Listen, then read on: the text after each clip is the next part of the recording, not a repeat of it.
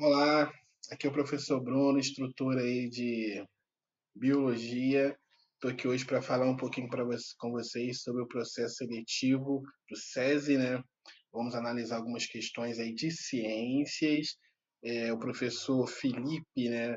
Ele já trabalhou algumas questões de ciência mais relacionadas à física. A professora Valéria, algumas outras questões relacionadas à química.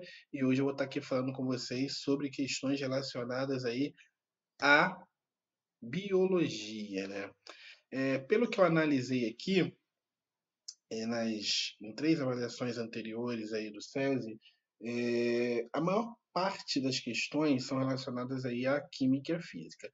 Uma pequena porcentagem, aí, em torno de 20%, né, geralmente das 10, cai 2, 3 aí de ciências mais relacionadas à biologia, sendo que o conteúdo principal que cai é relacionado à ecologia, né, que é uma área da biologia aí que que estuda, né, a relação entre os seres vivos, né, e a relação dos seres vivos com o ambiente. Então vale a pena dar uma revisada aí nesse conteúdo aí que muito provavelmente vão cair aí uma ou duas questões aí sobre ecologia. Então eu trouxe aqui hoje algumas avaliações anteriores e a partir dessas questões de avaliações anteriores nós poderemos analisar aí algumas dessas questões, beleza? A primeira questão aí, ela vai falar sobre aquecimento global, mudanças climáticas. Então vamos lá, vamos ler o enunciado aqui, depois a gente fala sobre isso aí. O objetivo do desenvolvimento sustentável são um apelo global, a ação para acabar com a pobreza, proteger o meio ambiente, o clima e garantir que as pessoas em todos os lugares possam desfrutar de paz e da prosperidade. Estes são objetivos para os quais as Nações Unidas estão contribuindo a fim de que possamos atingir a Agenda 2030 no Brasil. Segundo o relatório da ONU publicado em 25 de outubro deste ano, a concentração de gases de estufa na atmosfera mais uma vez atingiu níveis recordes, colocando o planeta em uma rota de aquecimento e exercendo em muitos limites críticos para evitar as mudanças climáticas catastróficas. A concentração de dióxido de carbono em 2020 foi de 149% superior aos níveis anteriores à industrialização, batendo outro recorde anual, de acordo com o Boletim dos Gases de Estufas da Organização Mundial de Saúde. Então, um dos grandes problemas ambientais que nós vivemos ultimamente é a questão das mudanças climáticas. Mudanças climáticas essas que são provocadas pelo aquecimento global. E esse aquecimento global, por sua vez, está sendo provocado pela intensificação do efeito estufa. Repare que eu falei dessas três coisas separadamente. Uma coisa são as mudanças climáticas, outra o aquecimento global e uma outra coisa é a intensificação do efeito estufa.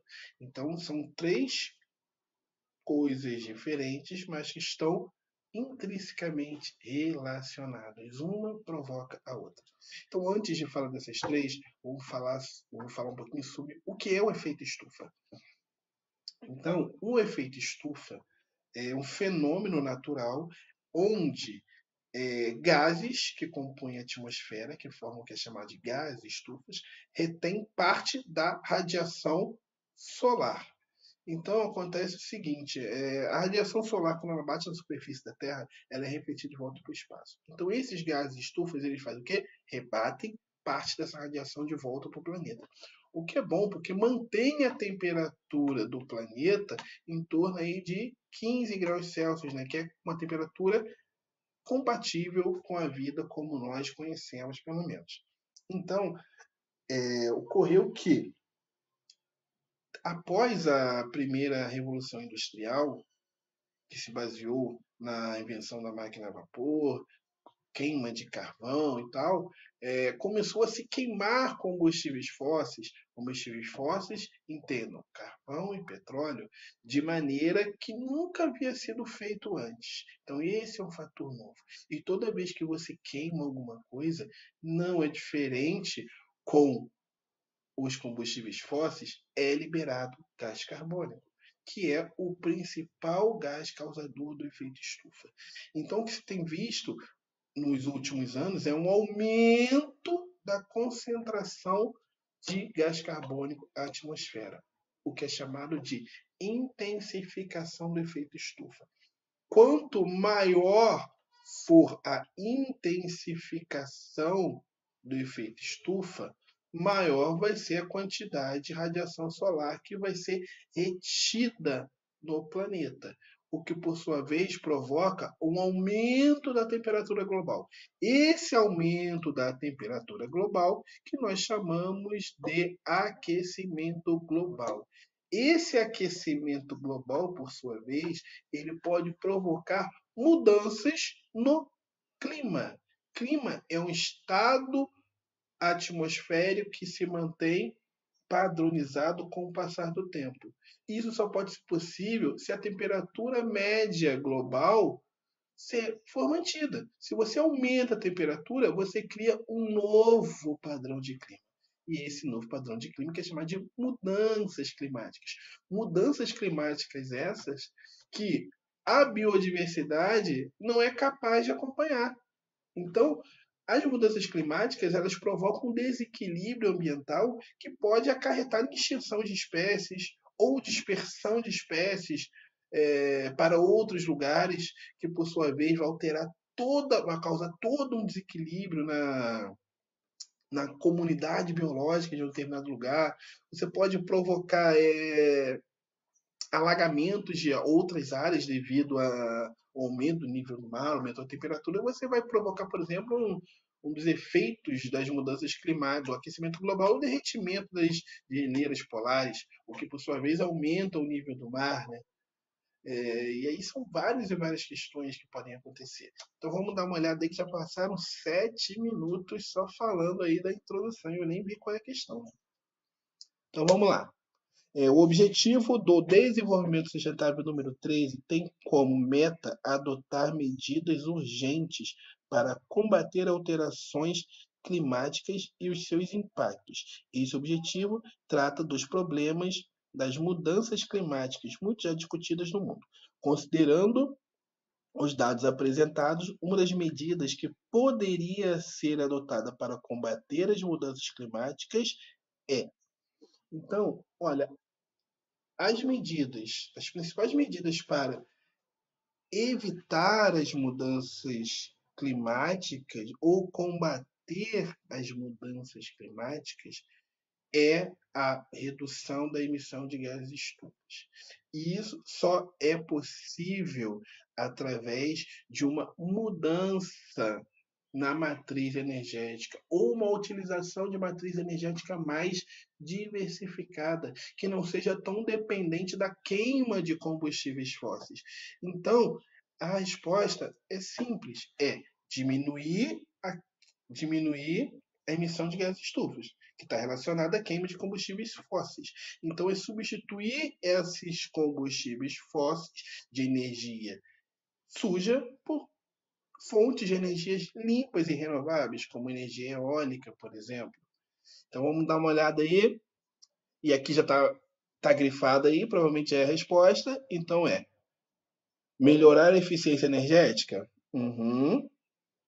E apostar em energias renováveis? Uhum. E reduzir o uso de combustíveis fósseis. Essa é a opção correta. Beleza? Melhorar a eficiência energética, ou seja, desperdiçar menos energia, né? Toda a energia você converter em trabalho e, por sua vez, reduzir a queima de combustíveis fósseis, uma vez que eles são os principais vilões aí na questão da intensificação do efeito estufa. Letra B, não incentivar o uso de transporte público é justamente o contrário, né? O uso de transporte público, desde que seja possível, né? Na maioria das vezes não você reduz a emissão, uma vez que uma coisa é um transporte que transporta 48 pessoas, que é o que eu acho que cabe em um ônibus. E outra coisa é essas 48 pessoas, cada um com seu carrinho e cada um usando gasolina. Então, o impacto dessas 48 pessoas indo para os seus respectivos destinos é um muito maior do que de um ônibus que transporta essa mesma quantidade. Letra C, ó, incentivar o crescimento da indústrias, da agricultura, da pesca, da pecuária, sem conscientização para a segurança alimentar e o consumo responsável? Claro que não. Essas atividades, elas podem ser incentivadas, uma vez que as atividades econômicas são extremamente importantes aí para as sociedades aí espalhados pelo planeta. No entanto, elas têm que ser exercidas de maneira consciente, que não comprometa os recursos, as condições ambientais necessárias para a nossa sobrevivência e nem das gerações futuras. E letra D. Diversificar o cultivo de sementes que se adaptam melhor a climas mutáveis? Beleza, até pode ser. Fomentando o desmatamento? Não. Os vegetais, principalmente as florestas tropicais, são grandes sequestradores de carbono. Ou seja, eles retiram o gás carbônico da atmosfera para realizar a fotossíntese. Então, esse excedente aí que está sendo mandado para a atmosfera, parte dele é neutralizado pelo sequestro do carbono realizado pelas florestas. Na verdade, seria o contrário. Se você incentivar o reflorestamento, você vai estar sequestrando mais carbono no acidente. Então, essa poderia ser uma medida. Mas não é o caso aí. Está falando justamente de fazer o contrário, né? Incentivar o desmatamento. E construir edificações e infraestruturas mais seguras, gerando emprego e renda para a população. Então, essa questão que está fora do contexto, né? Aqui está falando sobre medidas para enfrentar as mudanças climáticas. Então, essa resposta, por mais que ela esteja, a afirmação seja coerente, correta, ela está fora do contexto da questão. Beleza? Vamos para a próxima questão aí. Essa questão aqui é uma das poucas questões aí, na verdade foi a única questão que eu vi que fugia da ecologia, né? Ela vai falar aí sobre fisiologia, mais especificamente sobre sistema circulatório. Então diz aí, a prática de atividades físicas promove diversos benefícios, tanto para a nossa saúde física quanto para a emocional. Quando realizadas com regularidade, os exercícios contribuem para uma prevenção de diversas doenças. Por exemplo, hipertensão arterial. O coração, principal estrutura do sistema circulatório, bombeia sangue rico em oxigênio para todo o corpo, em um sistema chamado de circulação sistêmica ou grande circulação. No momento de atividade física, como uma corrida, por exemplo, o sistema de grande circulação vai garantir o quê? Então, gente, a grande circulação é a parte do sistema circulatório que vai distribuir sangue arterial, sangue rico em oxigênio para os tecidos. Então, a primeira coisa que vai acontecer quando você está fazendo uma atividade física, a sua demanda energética ela é maior. O oxigênio ele é utilizado durante o processo que é chamado de respiração celular para produzir energia química celular, que é ATP. Então, quanto maior a atividade física, maior vai ser a demanda por oxigênio. Consequentemente, maior vai ser a frequência cardíaca. Então, nós temos que procurar uma questão aí que fale sobre aumento do ritmo cardíaco. Quanto maior a atividade física, maior vai ser o ritmo cardíaco. Dessa forma, a gente podemos eliminar aí as três últimas opções. A C diz diminui o ritmo cardíaco, assim como a D, e aí fala que não faz diferença, você está dormindo ou você está correndo. Então, ou é A ou é B. A letra A diz, promovendo a oxigenação sanguínea em todo o corpo.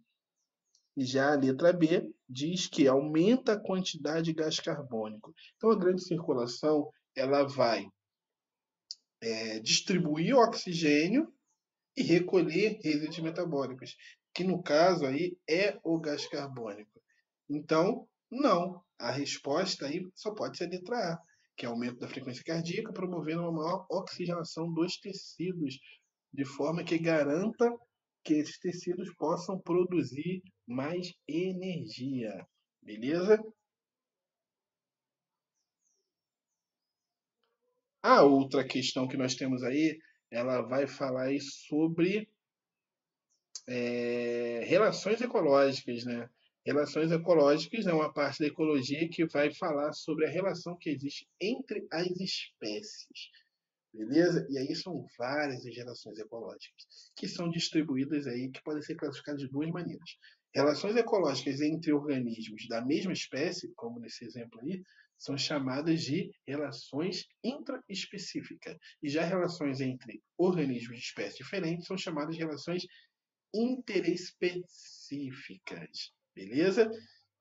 Essas relações, tanto em intraespecífica quanto interespecífica, elas podem ser relações que são boas para todos os envolvidos, tem relações que são ruins para os dois, tem relações, por sua vez, que é bom para um, mas para o outro não. Ou é bom para um e é indiferente para o outro. Então, as relações ecológicas elas também são classificadas em harmônicas e desarmônicas. Uma relação harmônica é uma relação em que nenhum dos envolvidos é prejudicado. Já relações desarmônicas são relações que pelo menos um dos envolvidos é prejudicado. Beleza? Então o que nós temos aqui é um exemplo, e nós temos esses dois animais aí que estão competindo por algum recurso. Provavelmente é território ou uma parceira sexual aí para a sua reprodução. Então esse tipo de relação, ela vai ter um que vai ganhar, que vai vencer a competição, e um que vai perder. Então é uma relação que é boa para um e prejudicial para o outro. Ou seja, uma relação desarmônica. Então vamos ver o que está pedindo a questão aí.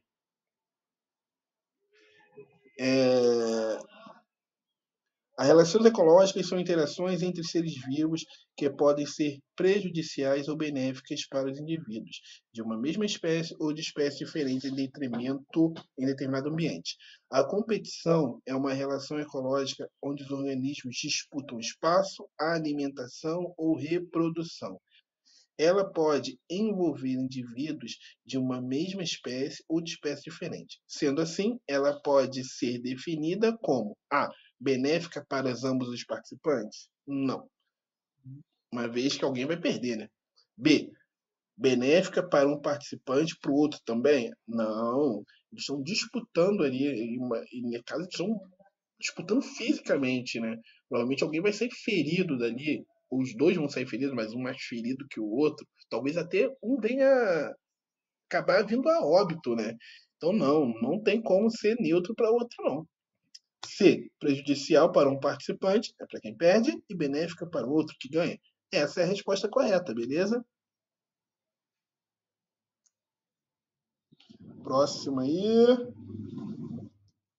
Aqui está falando, tem uma manchetezinha aqui, está falando sobre a questão das queimadas, tá? Que por sua vez, ó, queimada é quando você pega uma vegetação e taca fogo nela, né? E aí nós vimos nas questões anteriores que estávamos falando sobre intensificação do efeito estufa, que as florestas são grandes sequestradores de carbono. Então, pior do que você desmatar já é uma coisa horrível, né? Em termos de biodiversidade e em termos de equilíbrio climático global, né? Uma vez que você acaba reduzindo, diminuindo o número de sequestradores de carbono, né? Que poderia ser uma medida aí para o enfrentamento do aquecimento global. Agora, quando você queima uma floresta, além de você fazer a mesma coisa que o desmatamento, que é eliminar esse sequestrador, você ainda libera aquele carbono que ele havia armazenado na sua biomassa. Então você deixa de sequestrar e ainda libera um monte de gás carbônico. Então é muito pior ainda. Então vamos ver o que está falando aí sobre a questão. Beleza? Os seres humanos apresentam grande capacidade de interferência no meio ambiente, que pode ser positiva ou negativa. Contudo, observa-se também que a participação humana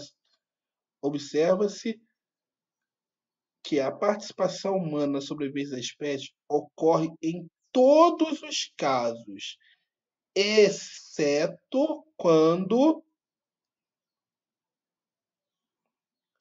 Aí a letra A diz: promovem desmatamento para consequente aumento de áreas de cultivo.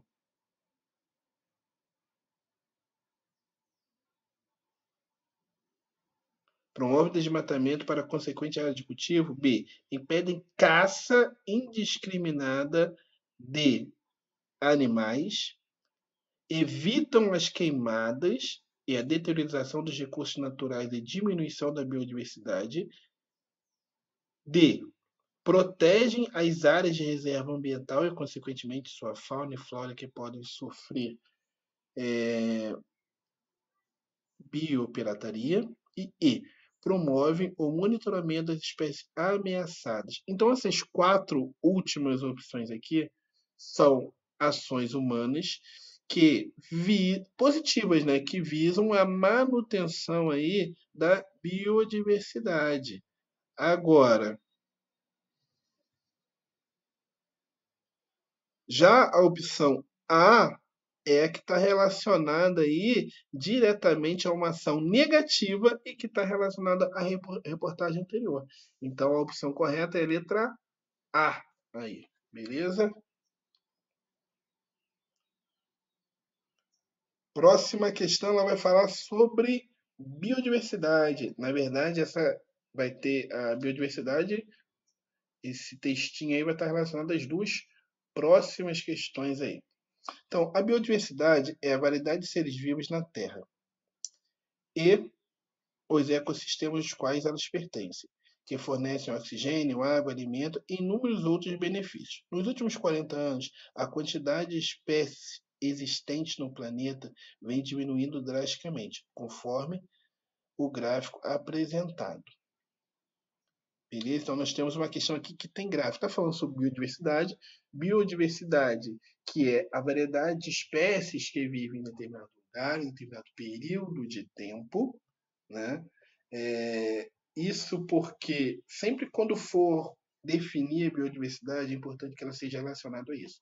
A um local, uma vez que cada local vai ter a sua particularidade quanto fatores abióticos, como, por exemplo, luz, luminosidade, nutrientes do solo, temperatura, acidez, que vão interferir em quais seres vivos conseguem sobreviver ali ou não. Então vai ser diferente a biodiversidade que você vai ter, por exemplo, numa savana do que você vai ter num semiárido, por exemplo. Uma vez que as condições físicas são diferentes, são as limitações expostas, né, aos organismos são diferentes, o que vai fazer com que haja um determinado grupo de espécies vivendo ali ou não. E o tempo também, uma vez que com o tempo o ambiente muda. E mudando o ambiente, muda consequentemente também os organismos que vão ser selecionados para viver ali. Então aqui nós temos o gráfico que mostra que houve uma grande redução aí, olha só. Teve uma redução aí, olha, em 46 anos, quase de 70% aí em média, e olhando aqui rapidamente. E aí, então, a questão 39 diz que toda e qualquer biodiversidade é importante para o planeta. A manutenção da Terra se dá pelo equilíbrio de biomas que existem, tornando um grande complexo de ecossistema. O gráfico mostra como a quantidade de espécies está diminuindo ao longo das décadas. Isso pode ser explicado, olha só, o fator novo aí que você tem nesses 46 anos aí, não aconteceu nenhum evento aí de nenhum, sei lá, não caiu nenhum meteoro, não aconteceu nenhuma inundação global, não aconteceu nenhum fenômeno natural extravagante que não tenha acontecido em anos anteriores. O que aconteceu nesses 46 anos, e que já vinha acontecendo um pouco antes, mas que se intensificou nesses últimos 50 anos, é a ação humana. Então a resposta aqui é: qual ação antrópica eu posso relacionar aí? Então vamos lá. Aumento de fenômenos naturais? Já havia falado que não. Aumento do desgelo em todas as regiões do planeta? Isso pode vir a acontecer, mas devido à ação humana. Essa seria uma consequência do fator principal. Letra C. Ação predatória de quem? Do homem. A derrubada de florestas, a caça causada pelos humanos que precisam fazer essa ação para a sua sobrevivência? Para a sua sobrevivência está meio estranho, né? Porque o ser humano desenvolveu diversas tecnologias que estão tornando cada vez menos dependente desses tipos de recursos, né?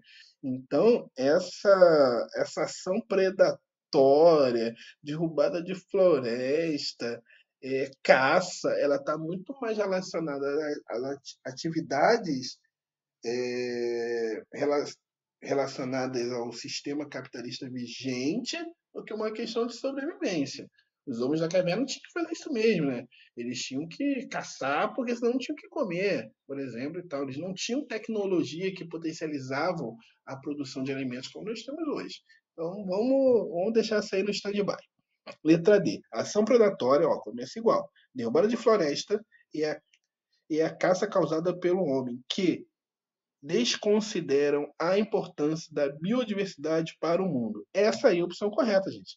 Ou seja, tem tudo que tinha correto na opção anterior e ainda finaliza com essa questão da consciência, né? Show de bola. Então vamos aí para nossa última questão a ser analisada. Estudos apontam que algumas ações podem ser implementadas para reverter o quadro de declínio da natureza, registrado no gráfico. Dentre as alternativas, assinale aquela que traz alguma dessas ações. Então, uma ação que vise reverter a redução da biodiversidade. É isso que a gente tem que procurar. Aumento da utilização de combustíveis fósseis? Não, não pode, né? Aumentou